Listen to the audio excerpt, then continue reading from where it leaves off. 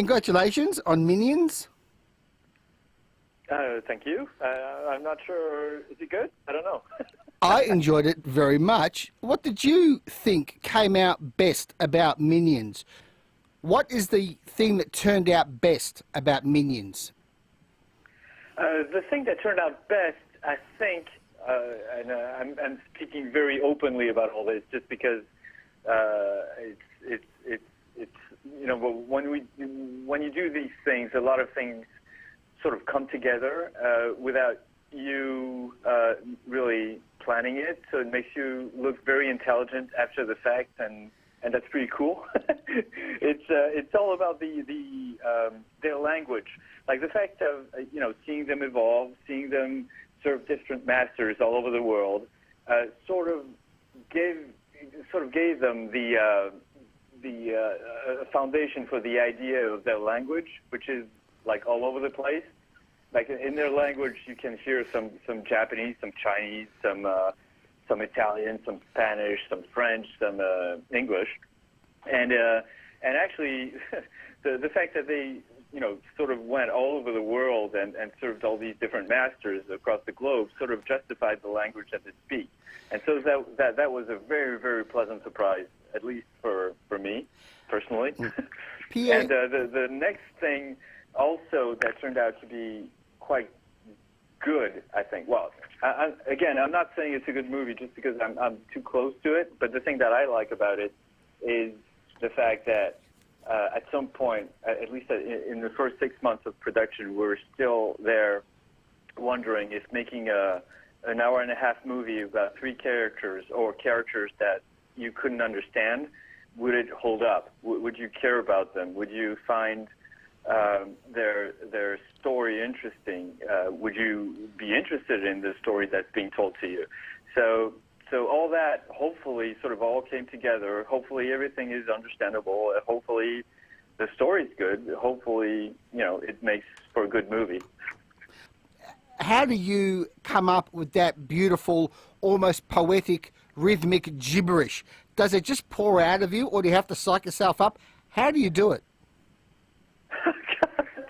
Pours out of me, I wish.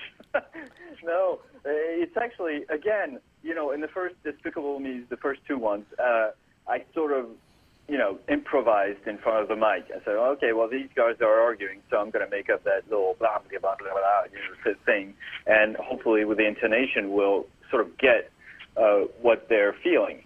And the second one, it sort of became tricky because there were more, and so I started using foreign words. And the thing that also came out of Despicable Me 2 is that I sort of noticed that I had to write their language, because since you can't understand the words, you have to understand the intentions or their emotional state when they're saying it. So I realized that in front of the mic, when I was saying one thing, and then for the next take of the same sentence I was saying different words, I was more concentrated in saying what words I was going to say than actually, the acting.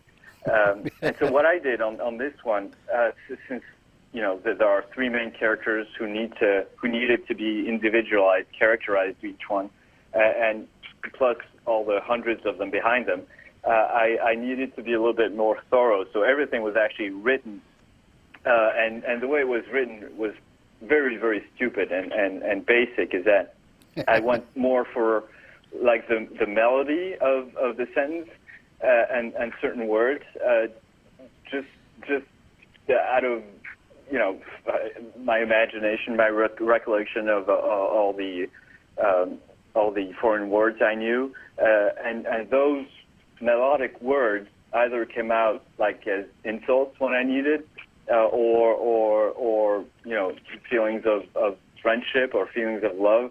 So it's all very subjective. But the way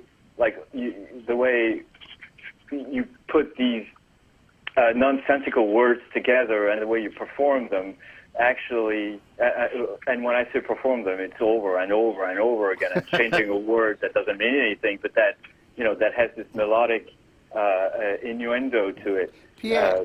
Then that necessitated a harder work than I originally envisioned. Pierre, what did you want to avoid in the making of Minions?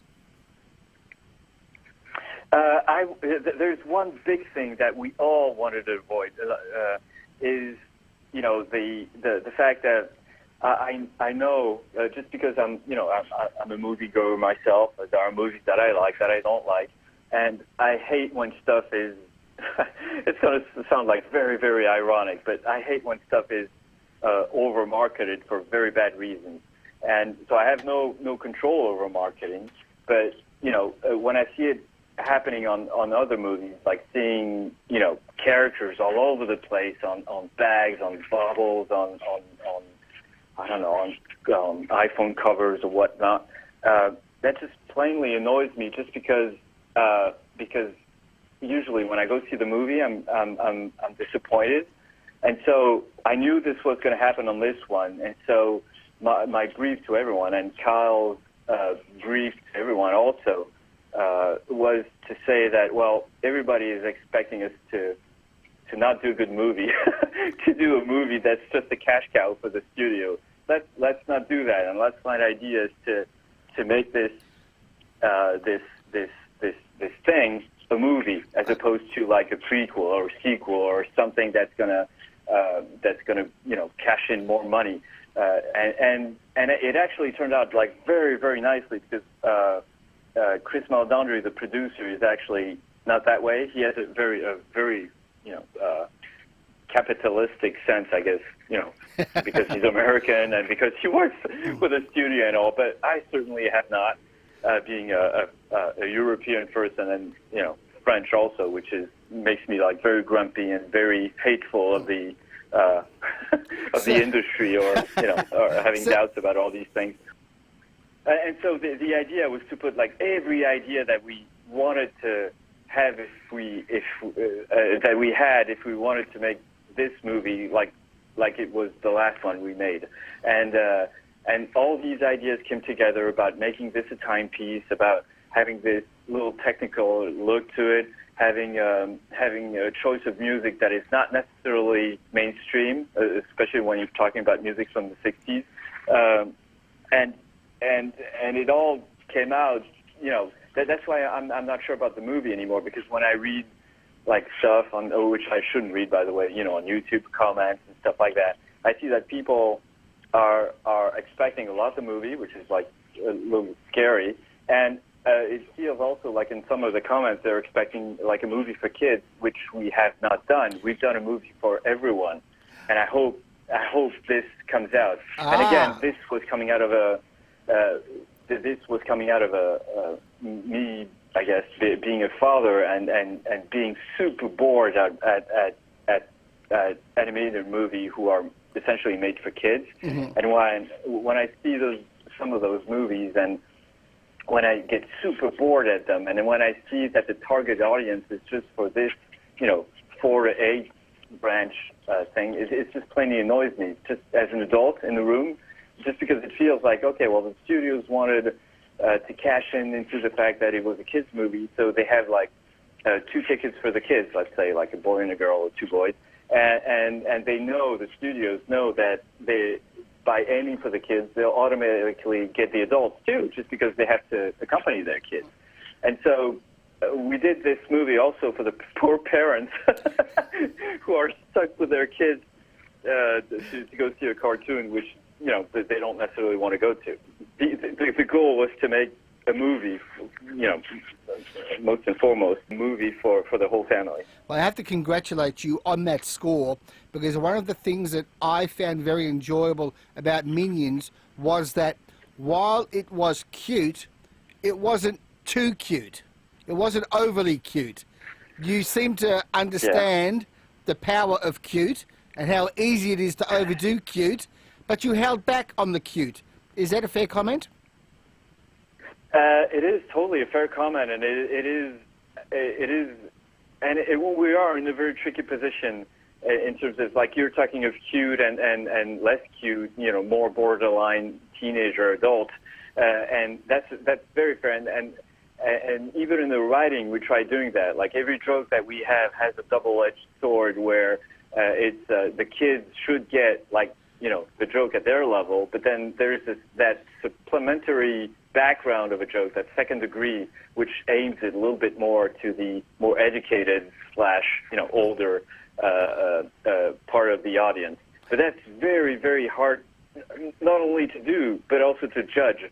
Like, how can you know that a joke is going to be, understood at this particular level for kids and at this entirely different other level for adults? That's the only reason why that having lived with it during 3 years, I certainly can't judge it anymore. I know what I like about it, but I just don't know if it makes for a good movie. I hope it does. Yeah. I hope that people will see the efforts that we've put into it to make it original. Was this test screened? It was, yes, it was. Okay. And if you want to know what came out of it? Okay, well, very quickly, what came out of it is that we were globally too violent. And we had and we were going like cartoony. We were going for tech savvy, and the audience was expecting Disney. Okay. So we sort of reverted back, because during the first 10 minutes we did kill at some point 20 people / beasts, and that got a very, very bad response, which I was happy to cut back. By the way, the first film made $500 million. The sequel made $1 billion. Animation is the most popular movie genre on the planet today. Why? I think it is just because it's safe for a whole family to go see these movies. Animated movies are.